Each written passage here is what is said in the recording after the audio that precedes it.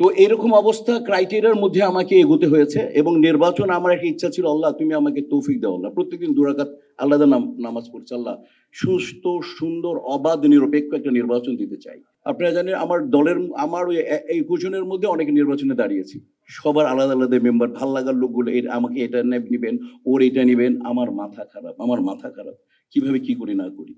তারপর আল্লাহকে সাক্ষী রেখে যেদিন লাস্ট বক্তব্য দিলাম, সবাই বললো আমার ডিসি কমিটির লাস্ট মিটিংয়ে যেদিন অ্যাপিল বোর্ড গঠন হবে এবং যে নির্বাচন বোর্ড গঠন হবে, কেউ আর আমার কথা শুনে একটি কথাও বলে নাই যে বলছে প্রেসিডেন্ট আপনি যাকে দেবেন আমরা তাকে মেনে নেব।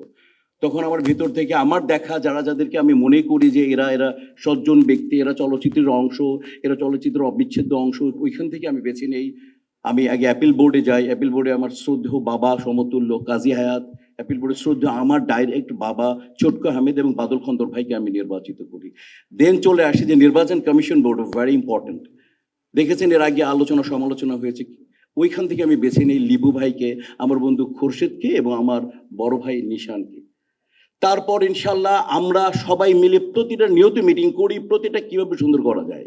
এবং তাদের নেতৃত্বে কমিশন বোর্ড যে তারা পর্যবেক্ষক কমিটিকে নিয়েছে, আমি নাম বলতে চাই, ইকবাল মামা থেকে আরম্ভ করে আরো অনেকে আমি না সবাই যেভাবে আপ্রাণ চেষ্টা করেছে শিল্পীদের নির্বাচন শিল্পসম্মত হবে, তারা শতভাগ চেষ্টা করেছে এবং আমি মনে করি শতভাগ তারা পেরেছে। ঠিক না বেঠিক? শিল্পী সমিতির নির্বাচন এত সুন্দর নির্বাচন হয়নি।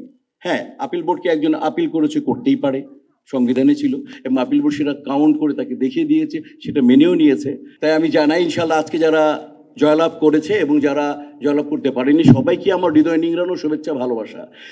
আমি এক জায়গায় দাঁড়িয়ে আমি আমার টিমকে নিয়ে ইনশাল্লাহ, এরকম একটা আমার ইচ্ছা ছিল।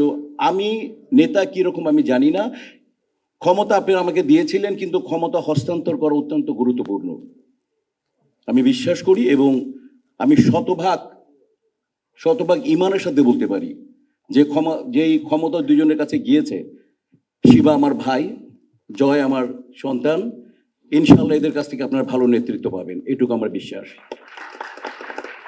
আজকে এসে ভাল লাগলো যে ইনশাল্লাহ প্রথমেই শানোয়ার জয়ের প্রথম পদক্ষেপ আরমান ভাইকে তারা এখানে উপস্থিত করতে পেরেছে।